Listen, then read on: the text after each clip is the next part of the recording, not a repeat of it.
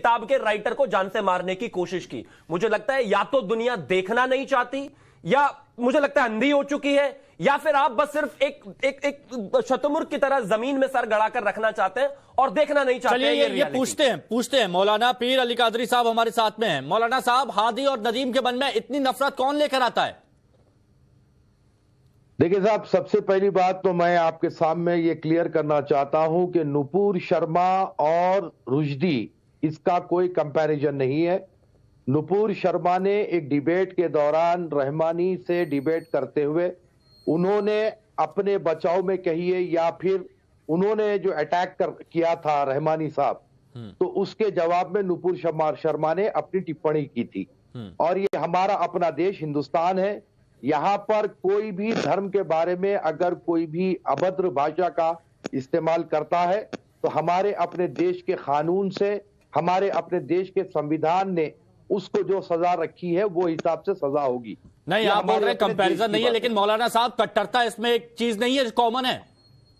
ना सुनिए आप, अब जहां तक के रुश्दी का सवाल है, वो एक नंबर का कंट्रोवर्शियल जलील किस्म का इंसान है, जिसने प्रॉफिट मोहम्मद सल्लल्लाहु अलैहि वसल्लम के नाम पर अभद्र किताब लिखी थी, उसने राइटिंग में लिखी थी, और उसके ऊपर इस्लामी मुमालिक जहां पर शरई लॉ चलता है और प्रॉफिट मोहम्मद पर अभद्र टिप्पणी करने पर इस्लामिक लॉ जो है, शरई हुकूमत जिस कंट्री में है वहां पर उन्होंने फतवा दिया था एज पर इस्लामिक लॉ।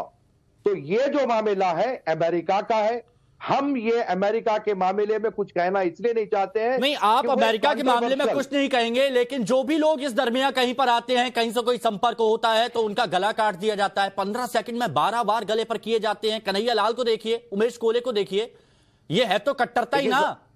ना सुनिए आप, मैं आपको क्लियर करना चाह रहा हूं कि हमारे देश में जो कुछ भी घटना पेश आई, हमने न सिर्फ उसको कंडेम किया बल्कि एक अपनी मीटिंग की, सारे हिंदुस्तान के मुसलमानों से इस बात की अपील की, सर तन से जुदा के नारे को हमने कंडेम किया।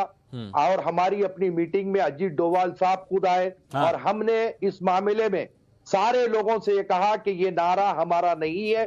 गुस्ताखे रसूल की जो सजा इस्लामिक लॉ में भी है तो वे काजी की अदालत में पेश करना होता है। आपको कोई इख्तियार नहीं है कि आप किसी का भी गला रेत दे। लेकिन रुश्दी के मामले में हम ये स्पष्ट रूप से कहते हैं कि कंट्रोवर्शियल जलील किस्म का इंसान। अच्छा ठीक है, आप ये कह रहे हैं कोई कंपैरिजन नहीं है। अच्छा, संगीत रागी जी भी हमारे साथ में जुड़ चुके हैं, राजनीतिक विश्लेषक हैं हमारे साथ में। शोएब जमई जी भी जुड़ चुके हैं इंडियन मुस्लिम फाउंडेशन से, और जुनैद हैरिस साहब प्रोफेसर जामिया यूनिवर्सिटी के भी जुड़ चुके हैं। संगीत रागी जी, आपने सुना होगा, आपको बोलना होता है, बाकी आपको कहीं कुछ नजर नहीं आता। देखिए साहब, पहले मुझे आप ये क्लियर कर दीजिए कि आप लोग ये जो शो कर रहे हैं क्या इस्लाम के खिलाफ प्रोपेगेंडे के लिए या इस्लाम को गलत साबित करने के लिए कर रहे हैं? देखिए, विक्टिम कार्ड मत खेलिए, यहाँ पर हम ऐसा कुछ नहीं कर रहे हैं। नहीं, यहाँ पर ऐसा कुछ जरा सुन लीजिए जनाब, जरा सुन लीजिए। चलिए बोलिए, आप बोलिए। मैं बीच में किसी के नहीं बोला। यहूदी ने मारा क्या? अरे तारिक फता, जरा तुम खामोश बैठ जाओ, मैं बात कर रहा हूँ। किताब सैटानिक वर्सेस आप में से किसने पढ़ी है? सैटानिक वर्सेस जरा तुम खामोश बैठ जाओ। तारिक फता, जरा तुम खामोश बैठो, मैं बोलने के बाद बोलना, मैं तुम्हारे बीच में नहीं बोला। ये शोएब जमई हुए, एक शोएब जमई हुए, एक मौलाना पीर अली कादरी हुए, ये क्यों इस तरह की भाषा का इस्तेमाल किया जाता है? प्रोफेसर जुनैद हैरिस भी हमारे साथ में जुड़े थे, उन्होंने भी अपनी बात रखी। आप सभ्य तरीके से भी अपनी बात रख सकते हैं ना। मैं क्या गलत बोला? मैं क्या गलत बोला? टोन जो होता है ये आप पसंद नहीं कर सकते, कोई आपसे इस तरह से बोले, लेकिन आप सबसे इस तरह से बात करेंगे। नहीं, मैं क्या बात करा गलत? क्या गलत बोला? मैं क्या गलत बोला? सुनिए कादरी साहब, बताइए आप। कादरी साहब, मैंने कहा कि आप खामोश रहे। तारिक फता को खामोश बैठने के लिए बोला मैं। ये तरीका ना, सुनिए कादरी साहब, ये तरीके की बात होती है जो आपको अपने लिए पसंद नहीं आता तो दूसरे को भी पसंद नहीं आएगा। सभी मेहमान हैं, सभी गेस्ट हैं और सभी की इज्जत बराबर है। अपनी बात रखिए। सुन लीजिए अब आप एक तरफ का पक्ष लेना बंद कीजिए और मेरी बात सुनिए। आदमी मर रहा है, आप तो आराम से बैठे हुए। फतेह साहब रुकिए जरा, फतेह साहब, वरना फिर बोलेंगे पक्षपात हो रहा है, जरा बोल लेने दीजिए। हाँ जरा सुनिए साहब, मैं वो पैनलिस्ट में नहीं हूं जो गैर गलत बात करता हूं। आप शायद मेरे साथ पहली बार शो कर रहे हैं। बिल्कुल नहीं, आप अपनी बात रखिए। हाँ वही कह रहा हूं मैं आपको कि आप भी अपने उसमें रहे, जरा आप सुशांत वगैरह से पूछिए कि हम मुझे किसी से पूछने की जरूरत नहीं है। सुनिए कादरी जी, मुझे किसी से पूछने की जरूरत नहीं है, बात अच्छे से कर सकते हैं आप, अच्छे से बात करें, स्वागत है आपका। बिल्कुल अच्छे से बात करेंगे, जब उस वक्त मुझे किसी से पूछने की जरूरत नहीं है, कायदे में रहकर आप बात करेंगे सब पैनलिस्ट से, बहुत अच्छा रहेगा। आप भी कायदे में आपको शायद अब आपको ये टोन पसंद नहीं आ रही होगी, अपने लिए पसंद नहीं आती है, लेकिन दूसरे से बात करेंगे तब अच्छा लगता है।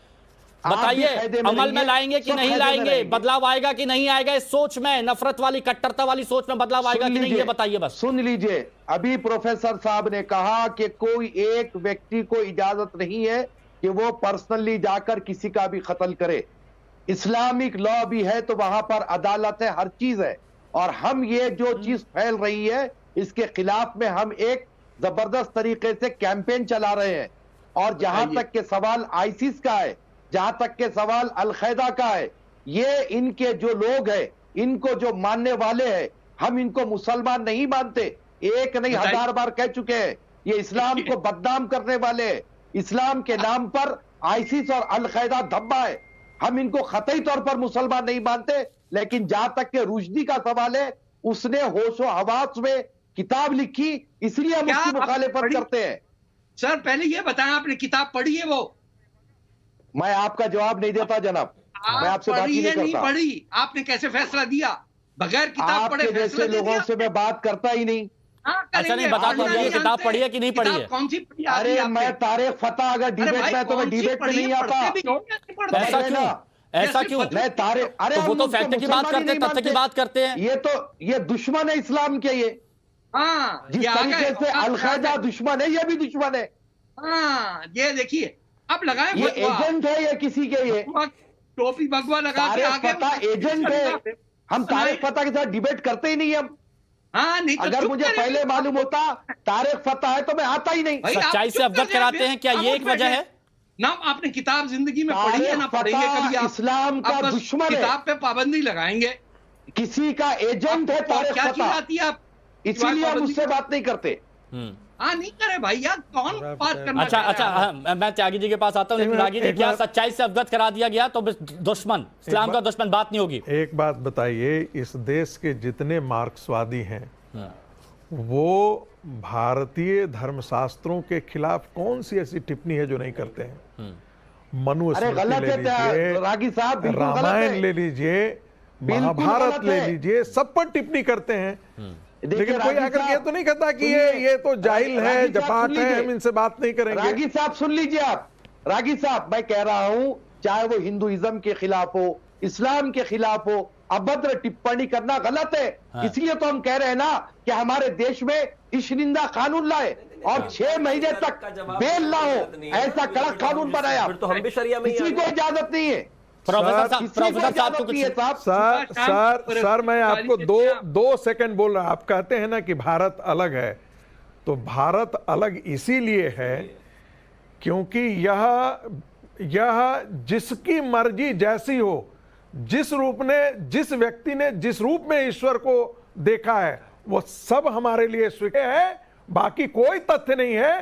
तो इसका मतलब है कि भारत और भारतीय मन आप दोनों के खिलाफ विद्रोह कर रहे हैं। हाँ सरवर साहब बोलिए। धर्म का आदर भारत में होता है। सरवर साहब भी बहुत देर से कुछ कहना चाह रहे हैं, बोलिए। देखिए सबसे पहले तो मैं ये बता दूं कि जो जुनैद हारिस साहब ने जो बातें शुरू में